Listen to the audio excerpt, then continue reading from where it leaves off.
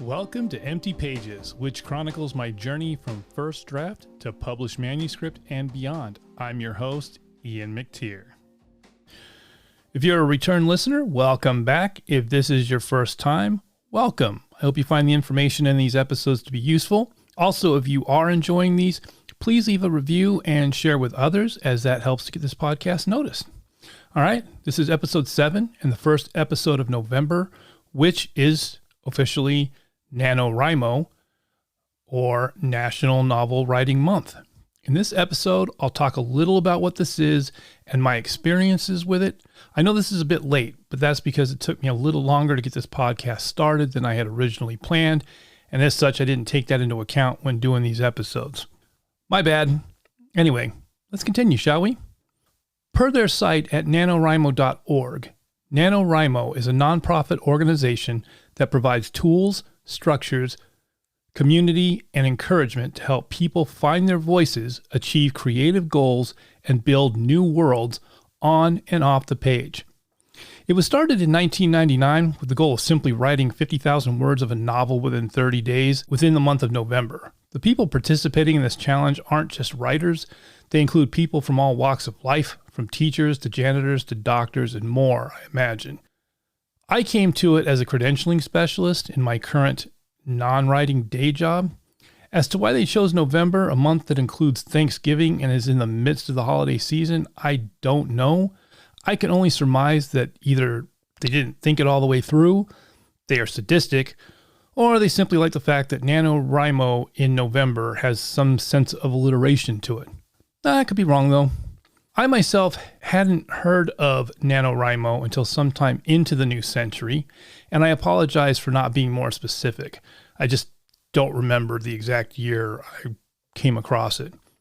My very first attempt at doing NaNoWriMo lasted all of 2 days before I quit. It wasn't that I lacked the time to participate or felt I wasn't any good as a writer, though that wasn't very far off. No, it lasted 2 days before I quit because my wife at the time made my life a living hell for attempting it. It was, quote unquote, taking time away from her, and by extension was making me a quote unquote horrible husband. During those 2 days, every time I tried to start writing, she would start an argument. In addition to the aforementioned reasons, she also added that by doing this, it made me a horrible father, and why bother writing? No one is going to want to buy it or read it. Oh yeah, did I tell you that I would attempt to start writing in the evening after the kids were in bed? I know I'm not the only one, and some of you listening might even be nodding your head in recognition. So I put the writing away because on some level I did agree with her that no one was going to buy it or read it, so yeah, why bother?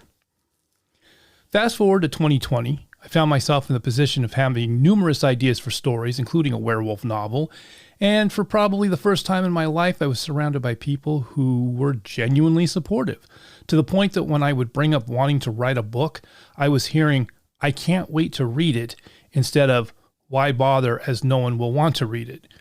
A few months prior to NaNoWriMo 2020, I realized that A, I was in the position to be able to devote time to writing, and B, I could actually participate in NaNoWriMo, the latter of which being an actual bucket list item. When I brought that up to people, everyone was saying go for it. So I did, and for no other reason than to cross it off the list. So with a renewed sense of purpose, I began to research NaNoWriMo and what it would take. I found articles and videos that were all over the place. There were some that were saying it was great, while others were saying not to bother because of insert reason here. While most of it ended up being fluff and of no real use to me, my takeaway from all of it was that I was simply going to have to do it for myself. I decided that I would make the attempt and just do the best I could. I would give myself grace that if it wasn't for me, then I could quit, provided I gave it an honest shot. One of the great things about NaNoWriMo is that they provide tools, structure, community, and encouragement. If you listen to previous episodes, then you will have listened to my story about the creative writing class I took in college that ended up derailing my writing for several years. I was coming into this with the belief that I simply didn't have what it takes to write a story, much less a complete novel. The past few decades are littered with writing projects started and abandoned because while I had the desire to write, I did not believe I had the ability. So this is where I was at this point in time. I was also coming into this with some seriously bad habits that I was not fully aware of, but more on that in a bit. October turned out to be a prep month. They offer exercises to help you get an idea, flesh it out, outline it, etc. I did participate in case I was missing something, but I already had the novel in mind that I wanted to do. It wasn't the werewolf novel because I wanted to knock the proverbial rust off by using something that I wasn't, at the time, all that concerned about seeing the light of day. I was also anticipating that the experience would be pretty horrible, judging by my past experiences with writing, and I didn't want my werewolf story tainted by such experiences. Because I had already done some work on my novel, the one I'm currently working on, I spent more time prepping that than fully doing their prep exercises. Along with the prep exercises, though, they had articles that talked about various writing-related things. It was these that made me fully realize what I was up against in the form of my bad habits. My biggest ones were self-editing, to the point that I would eventually give up, and I had the habit of writing sporadically and eventually forgetting to write altogether until days turned into months, which turned into years. I'll go into more detail about self-editing in another episode. For now, we'll keep it to NaNoWriMo. In my research, I found that the way to quote-unquote win is to write at least 50,000 words in 30 days. Before I continue, I should be clear that winning NaNoWriMo doesn't really bestow upon you any great accolades. Just by showing up and writing, you're winning because you're making progress on your writing project, which doesn't necessarily have to be a novel at all. It could be a collection of poems or short stories, or even a biography or family history. NaNoWriMo is essentially a huge group of people with the desire to write who are collectively cheering one another on. From my understanding, there would often be meetings and meetups from various local groups, but since the pandemic was in full swing, everything was online. So I can't really speak to how NaNoWriMo normally functions in that regard. I could say that whenever I posted on their forums, I did get support from my fellow would-be writers, and it was very much appreciated on my part. Now, NaNoWriMo doesn't tell you how to write or when to write. It just tells you that you need to write at least 50,000 words by the end of the month, and how you achieve that goal is completely up to you. I did the math, and in order to reach that goal, one must write roughly 1,667 words each day. If you write that many words for 30 days, you reach just shy over that 50,000. The goal of 1,667 words per day was not a bad one, at least for me, it wasn't. 1,667 words in 12-point Times New Roman font and single space would produce roughly 4 pages, give or take. I'd already previously set my daily word count goal at 2,500 words, which under the same parameters would equate to 6 pages, give or take. Why I set it at 2,500, I don't know. It just seemed like a good number to shoot for, one that I had thought I could achieve while working a regular job. So I decided that if I shot for 2,500 words, then it was quite possible that I would hit the 1,667 words needed. Okay, so now that I had a baseline for the word count, I now had to figure out some other things. I knew that to reach the winning number, I couldn't self-edit, because if I did that, I would lose both time and words, and thus would not stand a chance to win. I also knew that I needed to be in the chair writing that minimum amount every day.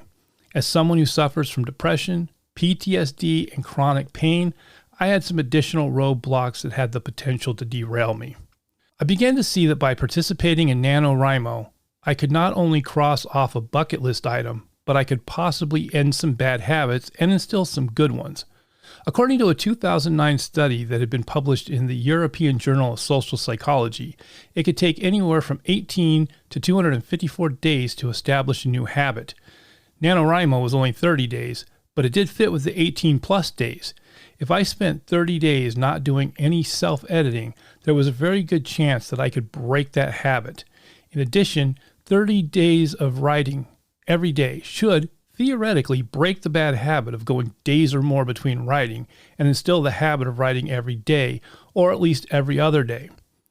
At this point, I still wasn't convinced that I could write for shite, but in all this, there was also a chance I could actually complete something.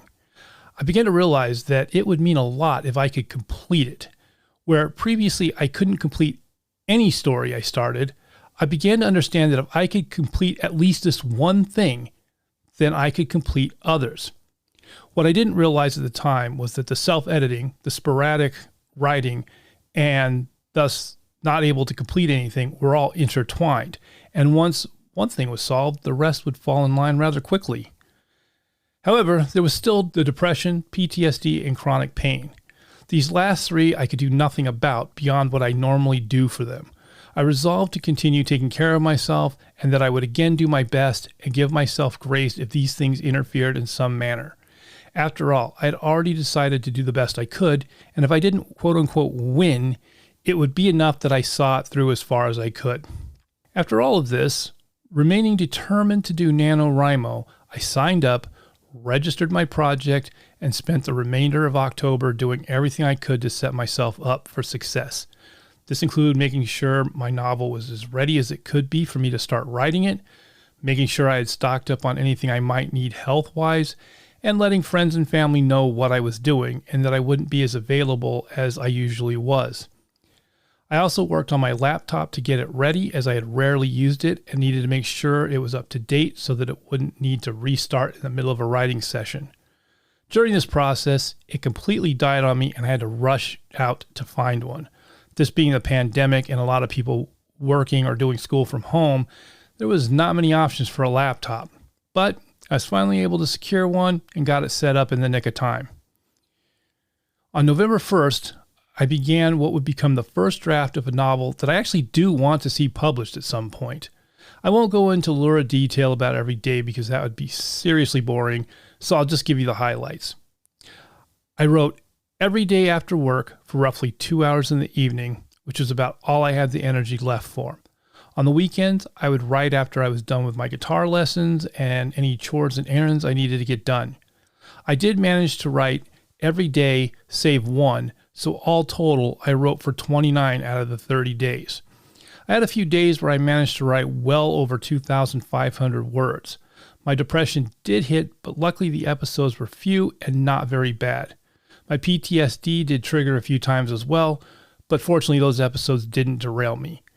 I did have some pain flare-ups, and because of that, there were some days I didn't get much writing done. In fact, one day I managed to write all of 24 words, just so that I kept writing every day. Another day only saw around 170-something words. In both cases, the writing was absolute shite. Somewhere in there, one of NaNoWriMo's guest writers that they bring in to answer questions and provide inspiration gave us something that helped me with the self-editing part, which I will cover in an episode on self-editing. Up to that point, I had been struggling not to self-edit, and it was only because I wanted to win that I didn't do it, even though I seriously wanted to trash everything that I wrote and, depending on the day, either start over or toss my laptop and give up. What that guest shared was actually pretty mind-blowing for me. In the end, I finished with 63,170 words written and an uncompleted manuscript that I would go on to finish in the month of December. All told, I'm pretty proud of myself. As for what that guest writer said, I will cover that in the episode about self-editing. So anyway, that's NaNoWriMo and my experience with it. Would I recommend doing it? I would say that depends on you. I know that's not very helpful, but for every reason I could give you for why you should do it, I can give a reason why you shouldn't. I think that overall, it was a positive experience for me. I'll say that if you do choose to do it, certainly use the 50,000 words as a way to measure your progress, but don't dwell on it. Instead, I would advise you to figure out how to use NaNoWriMo to your advantage to reach your own goals. And if you happen to meet or exceed that word count, that's just the proverbial icing on the cake. NaNoWriMo did help me to break my bad habit of self-editing. It got me in the chair writing on a consistent basis for the first time ever, and I discovered that I could complete a writing project. Along the way, I learned some valuable tools and lessons that can only help me going forward. Am I any good at writing? I could definitely say I'm not horrible at it and thus feel some hope and confidence, but it's going to be the readers who decide whether it's any good. If you do decide to participate, hit me up on Twitter and Instagram and let me know about your experience. In the meantime, stay classy, write those stories. This has been another episode of Empty Pages. If you enjoyed what you heard and want more of it, you can follow me at Apple Podcasts, Spotify, Stitcher, or wherever you get your podcasts from. Please leave me a review, as that really helps me out. And if you do, you might find your review featured in a future episode. You can find me at ianmactire.com, as well as on Twitter and Instagram as @IanMacTire. Until next time, I'm Ian, and this is Empty Pages. Stay classy and write those stories.